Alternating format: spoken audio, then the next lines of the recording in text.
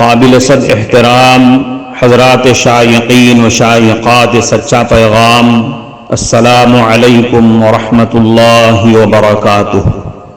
آج کی محفل میراث النبی کے نورانی پروگرام میں آپ کا استقبال ہے۔ اہلا و سہلا مرحبا۔ ہم آپ تمام حضرات و مستورات کا خیر مقدم کرتے ہیں۔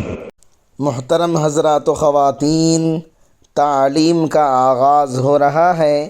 سب سے پہلے آداب تعلیم کا لحاظ کرتے ہوئے تعلیم کی طرف متوجہ ہو جائیں۔ پورے دھیان سے سننا، عمل کی نیت سے سننا اور تبلیغ کی نیت سے سننا، یعنی سنی ہوئی باتیں دوسروں تک پہنچانے کے جذبے سے سننا۔ چند خاص آداب تعلیم ہیں، امید ہے کہ آپ حضرات ان آداب کا ضرور خیال رکھیں گے۔ جزاکم اللہ۔ بسم اللہ الرحمن الرحیم۔ پڑوسی کے ساتھ نیک سلوک۔ اللہ تعالیٰ نے پڑوسی کے بہت حقوق رکھے ہیں۔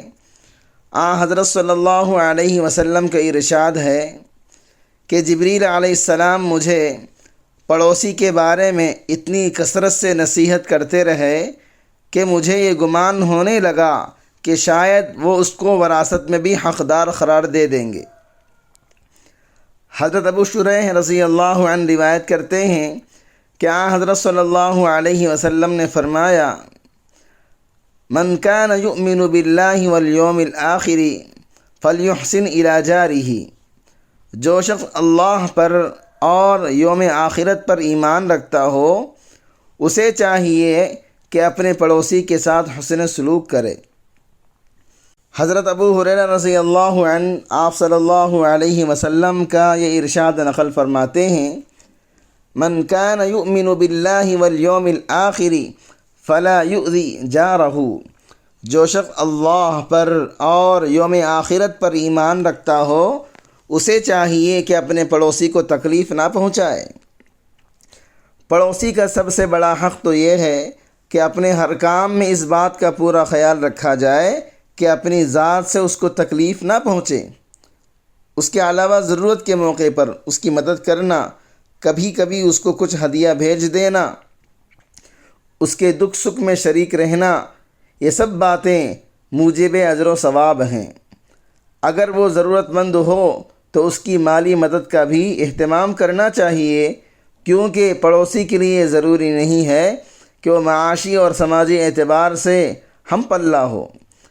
اگر کچھ غریب لوگ اپنے پڑوس میں آباد ہیں تو وہ بھی پڑوسی ہیں، اور ان کے حقوق اس لحاظ سے زیادہ ہیں کہ ان کی خبر گیری دوسروں سے زیادہ ضروری ہے۔ اگر کوئی پڑوسی بھوکا ہے تو اس کو کھانا کھلانا صرف موجب ثواب ہی نہیں بلکہ فرض ہے۔ اسی طرح پڑوسی اگر غیر مسلم بھی ہو تب بھی اس کے ساتھ حسن سلوک کرنا چاہیے۔ معزز شائقین و شائقات سچا پیغام، آپ کو اندازہ لگ گیا ہوگا کہ یہ مضمون کتنا اہم ہے اور کس قدر فائدہ مند ہے۔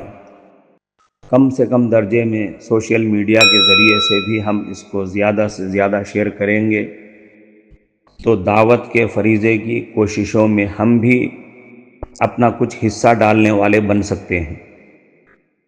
لہٰذا زیادہ سے زیادہ اس کو عام کریں تاکہ پوری دنیا کے ہندوؤں کی غلط فہمی دور ہو جائے اور انہیں یہ زمینی حقیقت معلوم ہو جائے، اور وہ اپنے اصل مذہبی لیڈر پیغمبر آخر الزماں حضرت محمد الرسول اللہ صلی اللہ علیہ وسلم کو ماننے پر مجبور ہو جائیں، اور کلمہ پڑھ کر آپ کے ساتھ ساتھ وہ بھی جنت میں جانے والے بن جائیں۔